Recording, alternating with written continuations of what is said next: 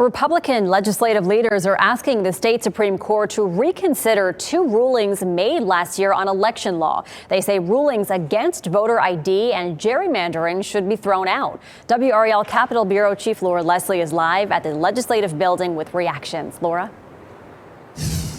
Both of the cases in question were decided last year, and the 4 justices in the Democratic majority at the time ruled for them. The 3 justices that were Republicans dissented. Well, as of this month, the Republicans now hold a majority on the high court, 5-2, and Republican lawmakers are hoping that means they might revisit some of those decisions. In new petitions to the state Supreme Court, attorneys for GOP lawmakers say the previous Democratic majority on the court was wrong when it ruled that voter ID and partisan gerrymandering are unconstitutional.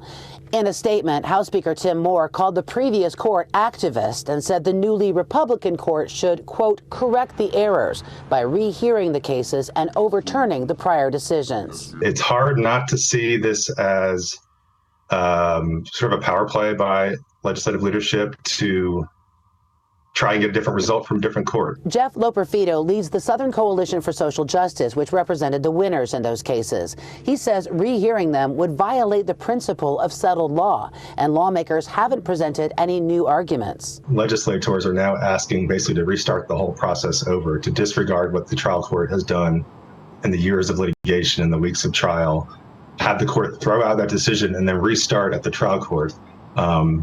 And there's really just nothing in the record that justifies such a extreme ask. Bob Phillips is director of Common Cause, a voting rights group that was one of the plaintiffs who won those cases.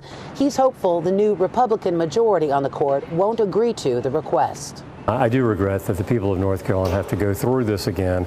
It creates more confusion, more cynicism, and also costs, millions of dollars to the taxpayers, and it's just unnecessary in my mind. And Phillips called that the request today unprecedented. Loperfido said that the U.S. Supreme Court may have laid the groundwork for it when last year they overturned 50 years of precedent by throwing out Roe versus Wade. That was last summer. He says the point of the doctrine of settled law is so that people know what the law is and that it doesn't change with political wins. Deb? All right, Laura Leslie live in Raleigh. Thanks, Laura.